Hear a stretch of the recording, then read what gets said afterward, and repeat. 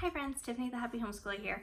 I'm going to be sharing the books that I read and didn't read and the books that I would recommend and not recommend from my summer reading list. I made a video earlier this summer about the books I was planning to read, and you're going to see how many of those actually I read.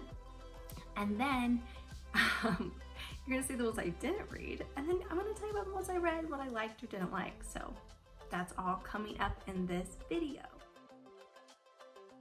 First one, Words of Radiance by Brandon Sanderson. I'm still reading it. I still love it. I just had a lot going on, so I didn't make it as far as I wanted. I'd hoped to finish it during the summer, and that's just not gonna happen. It is now August, and we start school next week, and there's no way I'm gonna be able to read that entire book this next week.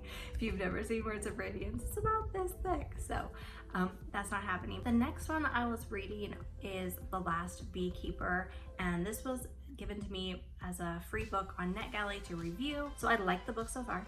I haven't done anything that I would say I disagree with or that I think is wrong. I haven't loved it. I also didn't realize at the time that it was like a dystopian type middle grade novel. And I don't really like dystopian novels that much. You're gonna find out. I'm gonna talk about another one in a little bit toward the end, but also, I just don't love that style, like that dystopian style. Would I say it's a good middle grade novel though? Yeah, probably. It's interesting. And if your kids really like the dystopia style, then this would be a great book for them. I didn't even start Chosen. I really wanted to. I can't wait to read it, but I'm just being honest, like I did not get to it. But here's what I did read. I did read Have a Chance, and we finished Have a Chance. I did read Codebreaker, and we did not finish it yet, but I'm going to finish it in the near future because I loved it. It's very interesting. I've been reading out loud to everybody because it was actually so good. I just wanted everyone to get to hear about it. But if you want to hear what those books, like what's happening in those books and kind of like more about them, watch the video where I'm telling you what's going to happen in the book versus this video where I'm recapping what I did or didn't read. This is a collaboration with Alicia from the Dack family. I'm really excited. Don't forget to go check out her channel and find out about their reading. Alicia talked about her reading goals and her kids' reading goals, and I'm really curious to see how those, like how she did with those goals. June 29th, I finished Fable. So I've been listening to Fable. I've been listening to it kind of slowly over time, so I didn't even mention it in my summer reading list. Fable is a YA fantasy book. Here's my thoughts. I wouldn't recommend it. It does say young adult, and young adult is technically, they do mean, 18 plus. And at 18 plus, I felt like the things that I didn't like in it, at 18 years old, probably not a huge deal, but I just couldn't say that I would recommend it. But those were just my takeaways. I actually really enjoyed, like, the storyline itself was very fun and just interesting, and there's a sequel which I'm currently listening to in my extra spare time, so not very fast. The next one I read, and I did read this one, was Where the Crawdads Sing, and that is for two reasons. One, I love it when I know there's a movie coming out that I'm like, oh, that looks interesting, and then I know there's a book, and then I'm like, ooh, I want to read the book first. And I just have a hard time with thrillers too. Like, if I know that there's a book, I want to read the book, especially for thrillers. Where the Crawdads Sing is a thriller, and it's set in a swamp in in South or North Carolina, I believe. And oh my goodness, the story was beautiful. It was beautifully written. It's an adult book. I didn't find it to be there wasn't a lot of swearing or anything like that. I would recommend it. I thought it was fun. And I read it in about 3 days because I just didn't want to put it down. I stayed up till like 11 reading it. The next thing I listened to was Hank the Cowdog, and I should have put this down as like a summer reader because we're now on book 4 of Hank the Cowdog. I love Hank the Cowdog. If you've never listened to Hank the Cowdog, like, it is hilarious. I prefer the story listening to it because it's read by the author, and I just think that's so fun, and he does a great job narrating it, and it's more fun than when I read it out loud. So we own a couple of the books too, and I've read them out loud, but listening to him is just hilarious. The kids and I now go around and we quote Hank the Cowdog on a regular basis.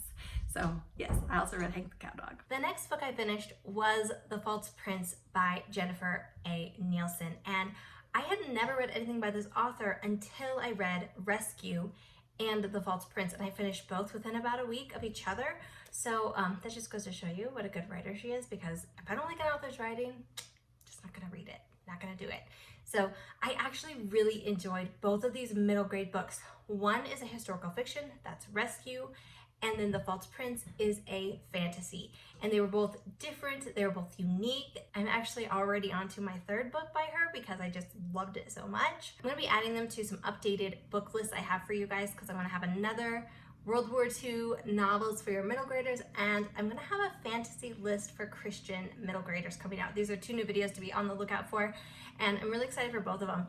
So a little bit about The False Prince. It's about a boy, Sage, who he starts out, he's in an orphanage, and he gets picked up by a man who wants him to basically train and pretend to be the prince of this country. And the prince had gone missing a number of years before. He acquires 3 boys from an orphanage, and he takes them all, and they don't have very long. I think they have 3 weeks to become trained to be the prince. And it's a really fun story.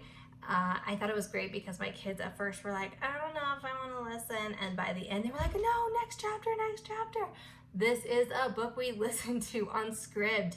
I have to say, Jennifer Nielsen does a great job. I don't know if it's her or her publisher, but she does a great job choosing narrators for her books. Both of them I listened to, both of them I really got into it. Like, the narrator did a great job, the storytelling was fantastic. So props to both the narrator and the author for those 2 books, Rescue and The False Prince. I'm already reading my 3rd book by Jennifer A. Nielsen because I'm just finding them so interesting, and so are my kids, which is a win, right? The next thing that I read and finished was Matched, and I did talk about this in my summer review video. So Matched is a dystopian YA novel, and there's nothing that I would say is bad in it. I would say it's perfectly appropriate. I'll probably be in an upcoming video about good books for Christian teenagers. It's perfectly clean. I would say it's similar to The Giver and similar to Insurgent or Divergent, so that whole series. And I did like it okay. I wouldn't say I was in love with it. It did feel like the book 1 was kind of just setting the stage for the next book. So I got the next book. I have Crossed. It's now on my kitchen counter, so I can read it and kind of decide if I like the whole series, because maybe it'll just get better with time. I don't know. I'm one of the few people who still admits to loving Twilight, and I thought that the stories just got better.